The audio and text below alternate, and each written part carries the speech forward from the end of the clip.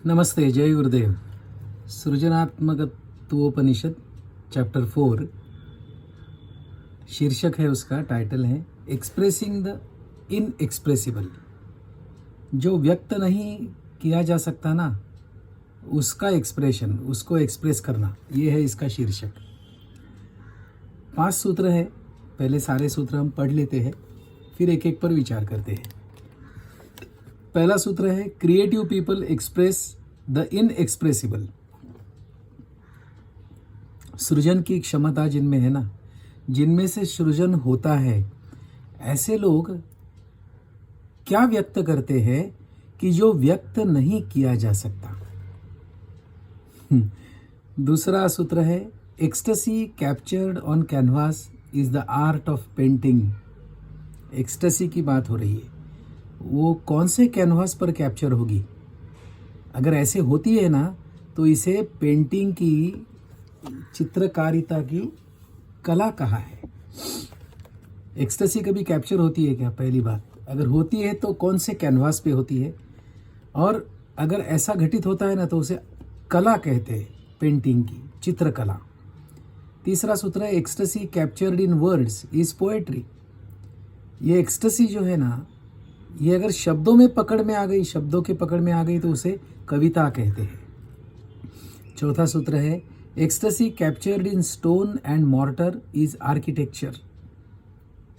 ये आर्किटेक्ट्स जो कहते हैं ना, ये स्कल्पचरिस्ट होते हैं, मूर्तिकार होते हैं, तो इनका जो आनंद है जब वो पत्थरों में एक्सप्रेस होता है, जब ऐसा आनंद, ऐसी तृप्ति की अभिव्यक्ति शब्दों के पकड़ में आ जाती है, शब्दों में व्यक्त होने लगती है।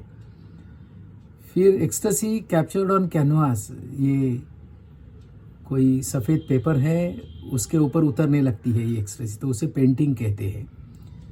ये तो आर्किटेक्चर, पोएट्री और पेंटिंग की व्याख्या हो गई। और एक बता रहे हैं, 5वां सूत्र है ecstasy captured in plants and flowers is the art of gardening. ये बगीचा का काम होता है ना, गार्डनिंग जिसे कहते हैं ना, ये क्या है? ये ऐसी अवस्था है जो प्लांट्स एंड फ्लावर्स में कैप्चर हो गई है। तो एक्सटेसी के अलग अलग एक्सप्रेशंस है। एक्सटेसी को व्यक्त किया जा रहा है अलग अलग ढंग से, और इसे क्या कहेंगे? तो पहले सूत्र में बताया गया creative people express the inexpressible. मतलब एक्सटेसी जो है वो एक्सप्रेसिबल नहीं है, ये व्यक्त होने की चीज़ ही नहीं है, व्यक्त की नहीं जा सकती। फिर भी अगर इसे एक्सप्रेस होना है तो वो कैसे होती है? किसी चित्र के रूप में, किसी कविता के रूप में, संगीत के रूप में, प्लांट्स एंड फ्लावर्स, गार्डनिंग जिसे कहते हैं, आर्किटेक्चर के रूप में। ऐसी चीज़ बन जाती है ना एक ही बार बस। लेकिन ये कोई इंडिविजुअल नहीं करता है, ये कहते हैं ईगो का काम नहीं है। जब मैं एब्सेंट हूँ तो जो एक्सप्रेस होता है वो शायद एक्सटेसी है। तो ऐसा अगर हमारे भी जीवन में कभी होता है ना, तो समझना ये सृजन हो रहा है। सृजनात्मकत्वोपनिषद का आविष्कार ये है, और ये तब होता है जब मैं से छुटकारा होता है।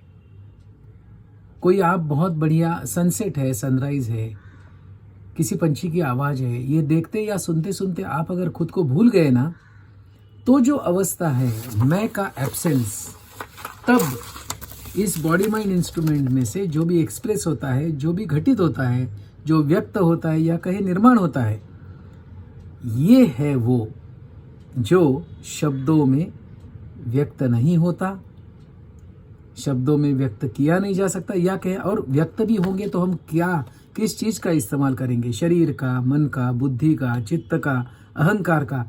इसके अलावा है क्या हमारे पास?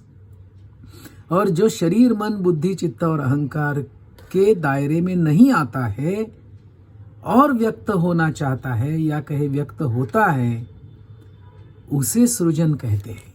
That is creativity. कोई बड़ा चित्र हो, कोई बढ़िया संगीत हो, कुछ भी हो, स्पॉन्टेनिटी अगर उसमें है, अचानक बस हो गया, आ गया, और ऐसा पूरा जीवन भी हो सकता है।